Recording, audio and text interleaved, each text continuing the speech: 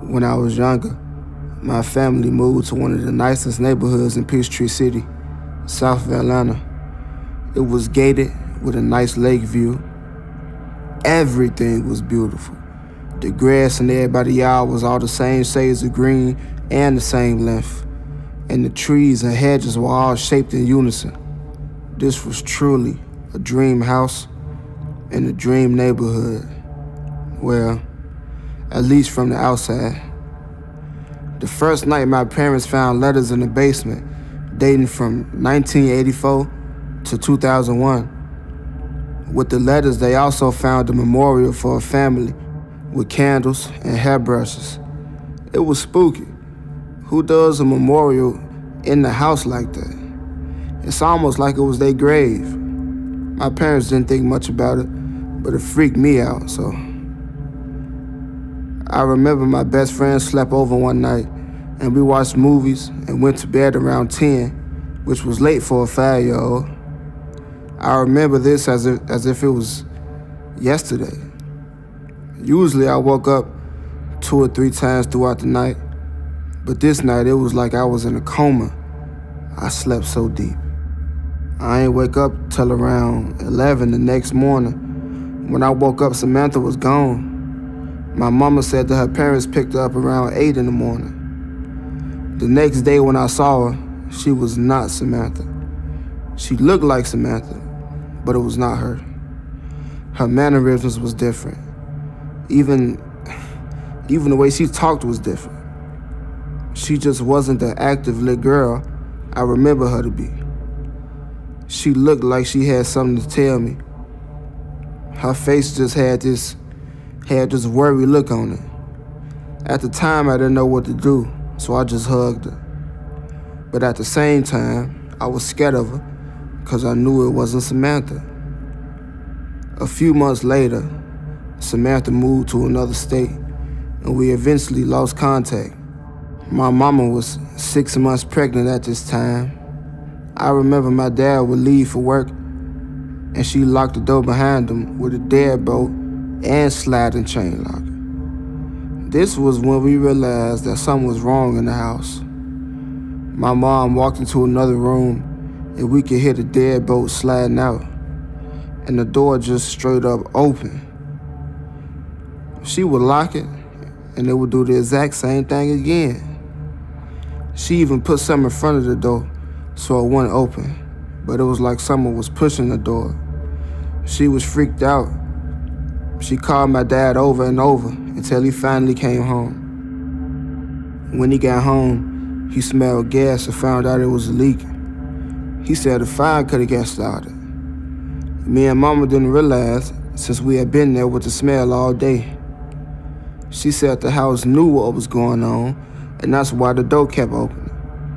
Dad said the gas just had us kind of high, That's why we was confused about the door. Easy for him to say when he wasn't there. After my sister was born, my grandma came over for a month just to help out with the baby. The night before Thanksgiving, my grandma had went to the kitchen to warm up my sister's bottle. She tripped and fell over, hitting her head, which caused her to have an aggressive seizure. As my dad called 911, a big black figure came into my room wearing a trench coat, a big cowboy-like hat, and he ain't had no feet. He was just floating. He came out the room, stopped, looked at us, and then flew out the window. Man, after this, we stayed in a hotel for a week, just basically trying to make sense of what we had just seen, As much as we wish we couldn't stay in that hotel forever. We had to go back to the house.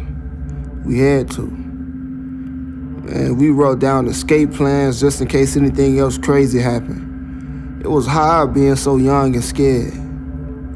It bothered me so much, I started acting out in school. My parents understood my pain, though, because they was taking it even harder than me. The night we returned, the house ain't had no problem welcoming us right back in. Every night, Every night I felt as if someone was sitting down at the foot of my bed. I would get up so scared, and I would try to put the blankets over my head and just pray that it would go away.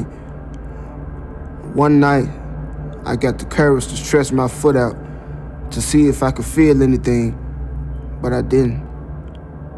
I only felt the bed raise up like somebody just got off of it. After a while, I think my prayers worked, and I started to feel secure around the spirit. Whatever it was following me to other parts of the house as I got older. If I was washing dishes or taking a bath or brushing my teeth, it felt like somebody was with me. And every now and then, they'd brush against me. It was like I had a guardian angel until I got visited by the man. He started showing up in my nightmares first. He was a tall man with no face, like an old school gangster hat, long coat, just standing in my backyard. Every night though, he would get closer and closer to the house. I would look out into the yard in a dream, but I wouldn't see him. I walked closer to the window, and I could see him climbing up the side of the house.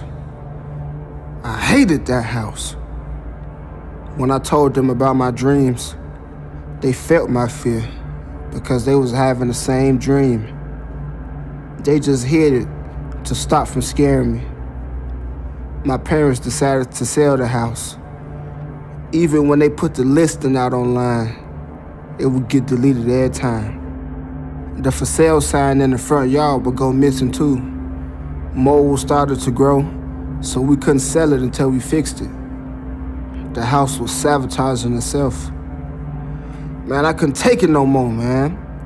I decided I would face the man before he got to me. I walked into the backyard one night and stared at the moon.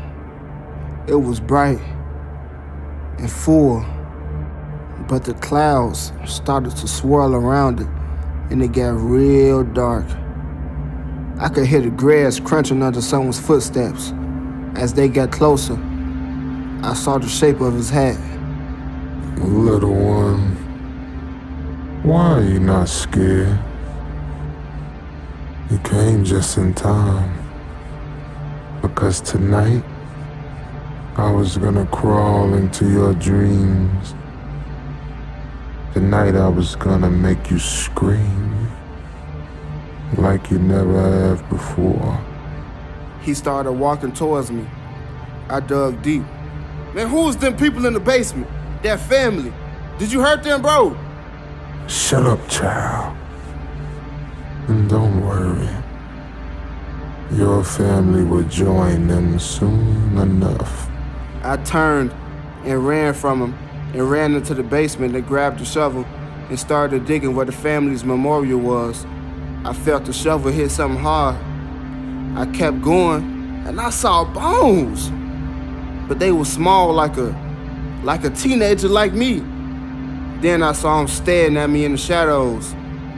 Your family will suffer because of you. You let your imagination run too wild. I came back at him. You hurt these people, didn't you? They ain't deserve this. I called the police and they dug up the bones. They said it seems to be a family that had them been missing for a while. Their suspected killer died in prison. They showed me pictures of the killer. He wore a big hat and a trench coat. The next night I went back to the backyard. The moon disappeared behind some clouds. I motioned for him to come on out. He did. I said, I feel your pain. But even in death, you still are too proud to admit your guilt. You could have stayed away, but you led them to me on purpose. You wanted your crimes to come to light. He turned away from me and looked back and said, If I would have known then what I know now, I would have lived my life differently. But I didn't. But you will. After his words, he descended into the ground.